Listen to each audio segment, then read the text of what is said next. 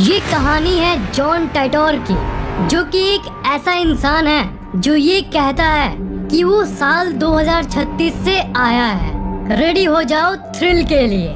नवंबर 2, 2000 एक internet discussion forum में जहां पर लोग आपस में बात करते हैं, उसमें एक नया मेंबर ज्वाइन हुआ और उसके अकाउंट का नाम था जॉन टाइटोर और उसने ये पोस्ट किया। हेलो दोस्तों, मैं एक टाइम ट्रैवलर यानी समय यात्री हूँ और मैं साल 2036 से आया हूँ। साल 1975 में गया था एक IBM 5100 कंप्यूटर लेने, क्योंकि साल 2036 में हमारे टीम को उसकी जरूरत थी। और 1975 से 2036 वापस जाते समय मैं बीच में साल 2000 में रुक गया हूँ, क्योंकि मुझे देखना है कि पास्ट कैसा था और Y2K नाम की एक कंप्यूटर प्रॉब्लम को भी मुझे देखना था। इस मैसेज ने पूरी इंटरनेट को हिला कर रख दिया था, पर ज्यादातर लोग तो यही मानते थे कि ये कोई फेक प्रोफाइल वाला आदमी है जो सिर्फ पब्लिसिटी और फेमस होने के लिए ऐसा कर रहा है। ज्यादातर लोगों ने तो इसे सीरियसली नहीं लिया। फिर उसकी पोस्ट का रिप्लाई करते हुए बहुत लोगों ने कहा कि अगर तुम सच बोल रहे हो तो इसका कुछ प्रूफ दो हमें। और उसके बाद उसने जो भेजा उसने सबके होश उड़ा दिए। उसने उस टाइम मशीन का डिजाइन पोस्ट किया और यहाँ तक कि उस टाइम मशीन की एक्चुअल फोटोज को भी पोस्ट की। ये देखकर सभी की होश ही उड़ गए। किसी को समझ नहीं आ रहा था कि ये क्या हो रहा है। जॉन टाइटोर का ये कहना था कि वो एक आर्मी है साल 2036 में और उसके दादाजी IBM कंप्यूटर कंपनी में जॉब करते थे और इसलिए उसके कॉन्टैक्ट्स, उसकी जान पहचान IBM में थी। और IBM कंप्यूटर ही एक ऐसी चीज थी जो उसकी भविष्य की कंप्यूटर प्रॉब्लम को सॉल्व कर सकती थी। इसलिए वो टाइम मशीन की मदद से वापस आया था 1975 में। आपके मन में ये सवाल आ सकता है कि अगर वो सच में फ्यूचर से आया था तो उसे तो पता ही होगा कि आगे क्या होने वाला है, तो क्या उसने किसी घटना के बारे में बताया था? जी हाँ, यही तो अजीब बात है। उसने बहुत कुछ बताया था। जॉन टाइटोर ने एक पोस्ट किया था जिसमें उसने कहा था कि पेरू में एक बहुत ही बड़ी अर्थक्वेक आने वाली है। एंड गेस व्हाट, उसके उस पोस्ट के कुछ महीनों बाद ही 23 जून 2001 में पेरू में इतिहास का सबसे भयंकर भूकंप आया। उसने ये भी वार्निंग दिया था हम लोगों को कि तुम लोग स्पेस शटल ओवरहीटिंग प्रॉब्लम को सॉल्व कर लो, नहीं तो भविष्य में बहुत बड़ा हादसा हो जाएगा। और इस पोस्ट के बाद 21 फरवरी 2003 में हमें ये घटना एक्चुअल में देखने को मिली। कोलंबिया स्पेसक्राफ्ट इसी दिन दुर्घटनाग्रस्त हुआ था। उसने और भी बहुत सारे बातों को बताया, जैसे ओलंपिक 2004 ही सबसे आखिरी ओलंपिक होगी और कई तरह के अलग अलग घटनाओं के बारे में कहा। पर जैसा कि हम जानते हैं ये सब बातें गलत साबित हुई और उसकी सारी बातों की एनालिसिस की जाए तो लगभग आधी बातें झूठी साबित हुई और आधी बातें सच्ची। पर अगर आप डीपली इसे देखोगे तो किसी इंसान की आधी भविष्यवाणी सच कैसे हो सकती है और वो भविष्य के बारे में इतना कुछ कैसे जान सकता है? जॉन टाइटोर के ऊपर एक किताब भी लिखी गई और इसका नाम था John Titor a time traveller's tale. March 2001 को जॉन टाइटोर ने अपना आखिरी पोस्ट किया। मतलब इस डेट के बाद उस अकाउंट से आज तक कोई पोस्ट नहीं हुई और एक रहस्य बन के वो हमेशा के लिए गायब हो गया। A man in a plane. 1954 में एक प्लेन जापान के एयरपोर्ट पे लैंड किया और उस एयरपोर्ट से एक नॉर्मल सा इंसान बाहर की तरफ निकल रहा था। और जैसा कि आपको पता होगा, एक जगह में बीच में पासपोर्ट चेकिंग होती है, तो वो वहाँ अपना पासपोर्ट दिखाने के लिए रुका। पर वहाँ पर जो हुआ वो कुछ ज्यादा ही अजीब था। वो इंसान एक बिजनेसमैन टाइप लग रहा था और ऐसा प्रतीत हो रहा था जैसे ये अपने बिजनेस ट्रिप पर है। पर जब इसका पासपोर्ट चेक किया गया तब वो पासपोर्ट एक यूरोप की कंट्री टॉरेड की थी। पर जानते हो, टॉरेड नाम का कोई जगह असल में एग्जिस्ट करता ही नहीं। शुरू में ऑफिशियल लोगों को लगा कि ये कोई पासपोर्ट की गलती है, पर उसी समय उस इंसान ने खुद अपने मुंह से ही कह डाला कि नहीं, कोई गलती नहीं है, मैं टॉरेड का रहने वाला ही हूँ। और तुम लोग ये कैसे कह सकते हो कि टॉरेड नाम का कोई देश है ही नहीं? मेरा देश तो हजारों सालों से यूरोप में है और टॉरेड से जापान का ये मेरा पहला ट्रिप नहीं है। मैं यहाँ पर पहले भी कितनी बार आ चुका हूँ। वो इंसान बहुत गुस्सा हो गया था। जिस कंट्री से कोई बाहर आए ट्रिप के लिए और बाद में किसी को पता चले कि वो कंट्री एग्जिस्ट करता ही नहीं है तो कैसा लगेगा। ऑफिशियल लोगों के इंस्पेक्शन से ये इंसान बहुत फ्रस्ट्रेट हो गया। प्रूफ के लिए उसने अपना पासपोर्ट ओपन करके दिखाया। पासपोर्ट पर बहुत सारे जेन्युइन सील्स लगे थे, स्टैम्प्स भी लगे हुए थे जो कि बिल्कुल जेन्युइन था। और यहाँ तक जापान का स्टैम्प भी उस पासपोर्ट पर था जो उसके हिसाब से उसने तब लिया था जब वो यहाँ पर किसी बिजनेस रीजन के चलते आने का प्लान बना रहा था। उसके पास एक लाइसेंस भी था जिसके ऊपर कंट्री का नाम टोरेड लिखा हुआ था। फिर ऑफिशियल्स ने उसे एक मैप दिया और ये कहा कि तुम्हारा कंट्री टोरेड मैप पर कहाँ पे है, जरा बताओ तो। और उसने पॉइंट भी किया फ्रांस और स्पेन के बीच में एक छोटी सी एरिया पे।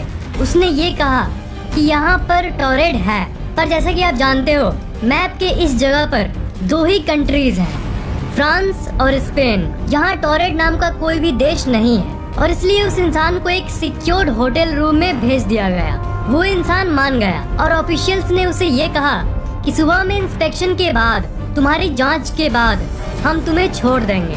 तब उस रात के लिए उसे एक होटल रूम में भेज दिया गया फुल सिक्योरिटी के साथ। अगले दिन ऑफिशियल्स वापस उस इंसान को लेने आए। जब उन्होंने उस रूम को खोला तब उन्होंने देखा कि वो आदमी गायब था। ये बहुत अजीब बात है कि इतने फुल सिक्योरिटी के बावजूद भी वो इंसान कैसे भाग सकता है। रात भर सिक्योरिटी गार्ड्स ने उस पर नजर बनाए रखा था पर वो रहस्यमय तरीके से गायब हो गया। और जो लाइसेंसेस और डॉक्यूमेंट्स ऑफिशियल्स ने उस इंसान से लिया था वो जो ऑफिशियल्स के रूम में रखा गया था वो भी किसी रहस्यमय कारणवश वो भी गायब हो गया।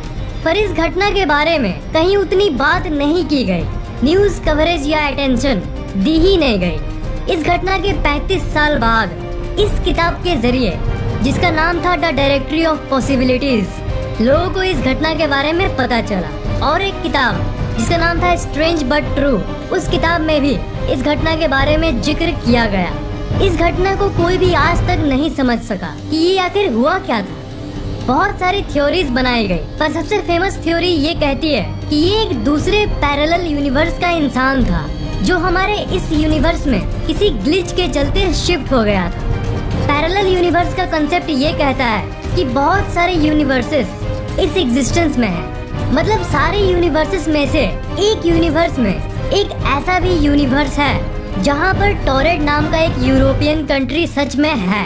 और उसी ब्रह्मांड से हमारे ब्रह्मांड में ये इंसान किसी तरह स्लिप कर गया और फिर रात में ही वो किसी तरह अपने यूनिवर्स में वापस लौट गया था। और क्योंकि वो हमारे यूनिवर्स में कभी एग्जिस्ट करा ही नहीं था, इसलिए उसके साथ साथ उसकी जो लाइसेंस और डॉक्यूमेंट ऑफिशियल्स ने लिया था वो सब भी गायब हो गया। दूसरी थ्योरी ये कहती है कि वो इंसान फ्यूचर से आया था। हो सकता है कि भविष्य में टोरेड नाम का कोई जगह होगा जहाँ से ये इंसान टाइम ट्रेवल करके जानबूझकर आया होगा, सिर्फ ये देखने के लिए कि पास्ट कैसा था।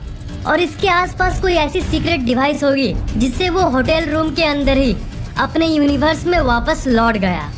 कौन सी थ्योरी सही है कोई नहीं जानता, पर ये एक बहुत बड़ी मिस्ट्री जरूर है। Mysterious incident of time slip. Time slip उस फेनोमेनन का नाम है जिसमें आप एक समय से दूसरे समय में अचानक से स्लिप हो जाते हो। एग्जाम्पल दूं तो मान लो आप अपने घर के आसपास के एक मॉल में रेगुलर आते जाते रहते हो हर हफ्ते, ठीक है। और जब भी आपको हेयर कट कराना होता है तब आप उस मॉल के अंदर ही करवाते हो। पर एक दिन आप मॉल से निकले और आपने देखा कि मॉल के बगल में एक अजीब सा हेयर कट सैलून मौजूद है। आप उस सैलून में गए अपना हेयर कट करवाने, फिर आप वापस अपने घर चले गए। घर आने के बाद आपने ये देखा कि आपका हेयर कट तो बहुत अच्छा है, तो आपने ये डिसाइड किया कि अब से आप अपना हेयर कट हमेशा वहीं करवाएंगे, उस छोटी सी सैलून से, न कि उस मॉल से। पर जब आप नेक्स्ट बार उस जगह पर गए तो आपने देखा कि कोई सैलून मौजूद ही नहीं। और अपने आसपास के लोगों से पूछा कि यहाँ एक सैलून था ना, मैं तो कुछ दिन पहले ही यहाँ आया था। तो उन्होंने कहा कि नहीं, तो यहाँ पर तो कोई सैलून नहीं है।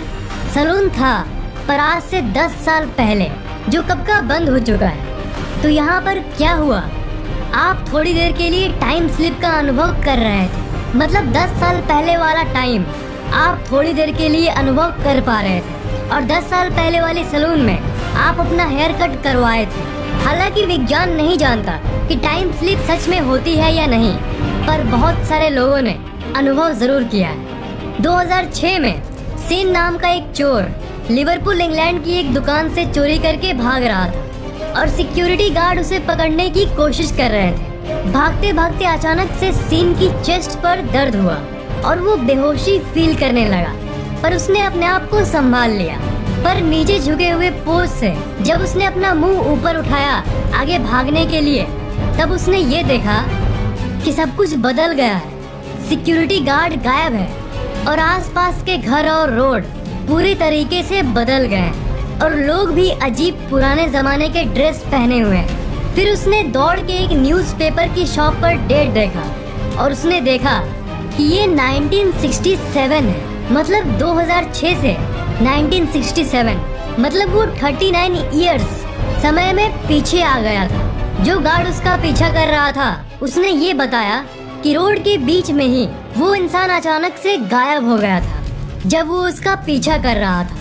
ऐसे घटनाएं बहुत लोगों ने अनुभव किया है। तो थ्योरी ये कहती है कि वो साल 2006 से टाइम स्लिप के चलते ही 1967 में गलती से चला गया था, पर लकीली वो वहाँ 1967 में बेहोश हो गया था। लकीली इसलिए कहा क्योंकि जब उसको होश आया तब वो वापस 2006 में ही था। वो सिक्योरिटी गार्ड और सेन दोनों कंफ्यूज थे कि आखिर उन लोगों के साथ हुआ क्या। ये कहानियाँ सच है कि नहीं ये तो कोई नहीं जानता और कोई इसे कंफर्म नहीं कर पाया है, पर लोग दावा आज भी करते आए हैं। क्या आपको टाइम में पीछे और आगे जाने वाले सच्चे अनुभव और घटनाओं के बारे में और सुनना है? इस वीडियो का एक और पार्ट लाऊं?